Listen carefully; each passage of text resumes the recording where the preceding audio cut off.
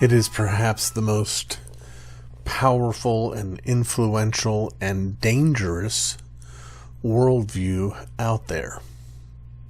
And yet, by and large, it has a tendency to fly under our radar. Perhaps because it's been blessed with a rather innocuous sounding name.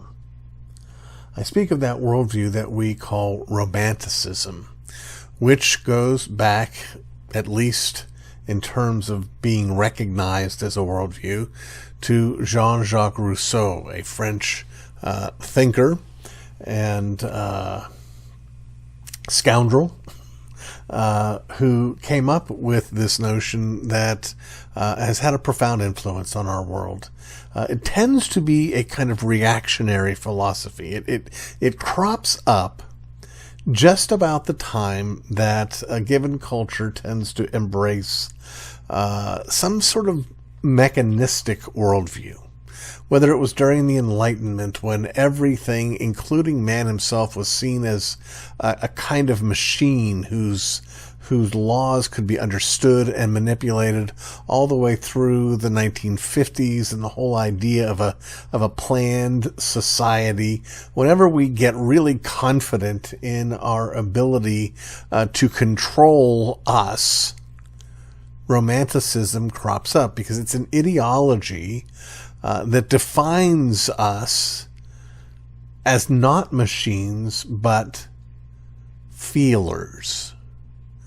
Romanticism isn't called Romanticism because it's all about rainbows and sunsets and walks on the beach. But rather what it does is it takes the view that an authentic, well-lived life is that life which gives itself over to strong and deep emotions. I've often put it this way, that a romantic is someone who would rather be deeply unhappy than mildly happy, because the value is found in the intensity of the emotion rather than the actual pleasure of the emotion.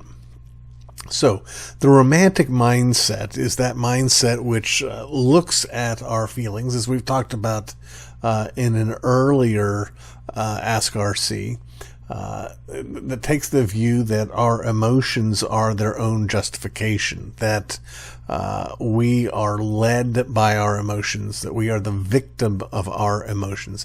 It also includes a view, and this is especially clearly articulated by Rousseau, a view that holds that the problem with mankind, the reason we have hardship and evil and wickedness, is not because of anything inherent in us, but rather that which is outside of us. Man, in his essence, to the romantic, is essentially good.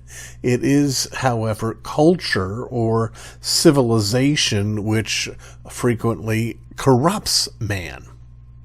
Now, that's a very convenient perspective to have. If you're dealing with your own guilt, you can blame society, but it doesn't really answer any kind of question, because if men are essentially good and men build cultures, we still have to ask, where did the bad come from? Well, it came from us, because we're not good. But you see this kind of mindset propagated often in the arts. One of the early adherents to this romantic mindset was the painter Paul Gauguin. He was a French painter, and when he got caught up in this romanticism, he packed and moved to Tahiti. And many of his most well-known paintings are of Tahitians. But the reason he did this is because he believed this Tahitian culture was less developed and therefore less corrupt. You see the same mindset again in, those of you who are older, a movie like Dances with Wolves, where Kevin Costner represents the European high civilization that's so full of corruption, whereas the Indians are the noble savages that we are supposed to look up to and admire. You see the same thing in Avatar, for those of you who are younger.